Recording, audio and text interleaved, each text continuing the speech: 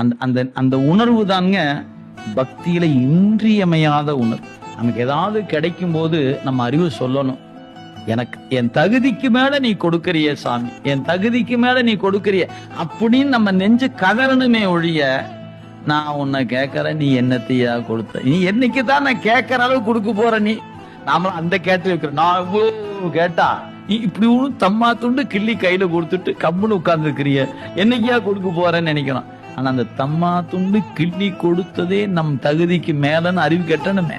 அதான் சுந்தரமூர்த்தி சாமி பண்ணார்.